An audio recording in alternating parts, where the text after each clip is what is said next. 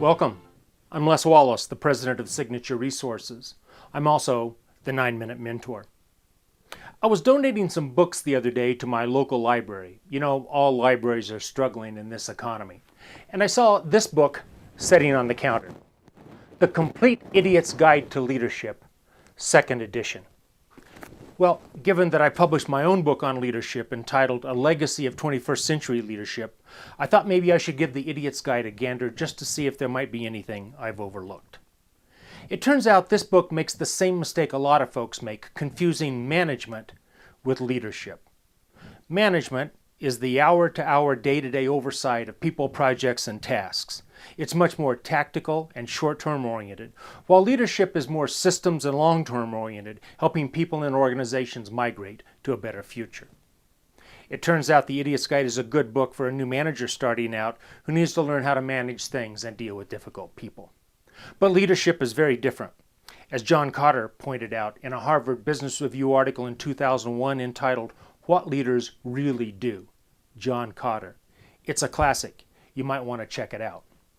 But here's how I define leadership, and maybe this will help you as you seek some clarity in your own perspective. Leadership is a personal commitment to inspire vision and hope, to develop self-sufficiency, and to model the necessary transformation to achieve quality of life and work outcomes. Let's take a quick peek at all of those elements. First, personal commitment. The will to lead, the hard work to lead, is what separates the most effective leaders from others and frequently separates them from managers. Vision.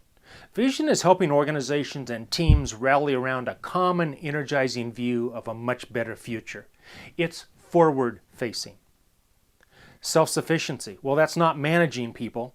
Instead, it's developing them as leaders so that when you're gone, they're better able to lead themselves. Leaders don't create followers. They create other leaders. Then, of course, there's transformation. All of life's endeavors involves dealing with change of some sort, and leaders don't simply help organizations change or cope with the change.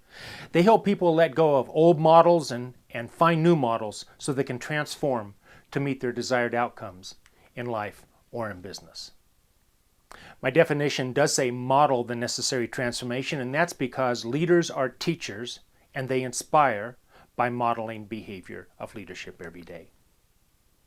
Did you notice life and work is in the definition? Leadership is not simply about the business you're in or about your job. It's also about the way you lead your life. And effective leaders tend to be more well-rounded, optimistic, and balanced in their spiritual, mental, and physical health. After all, if you can't lead yourself, how can you expect to lead anyone else? And with that leadership perspective in mind, I want to leave you with some additional thoughts to consider. You might call this my personal leadership perspectives. Turn from looking backward to seeing instead what is ahead and controllable.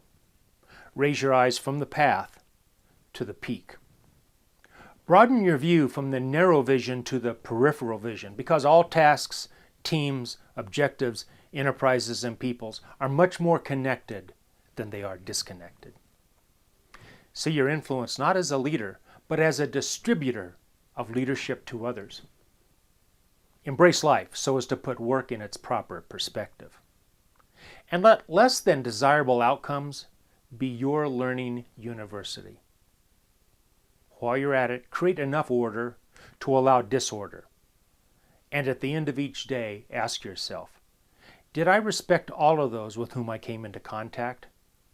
Did I learn as well as teach? And did the course of our mutual enterprise move forward? Thanks for watching, and best wishes for being a legacy leader.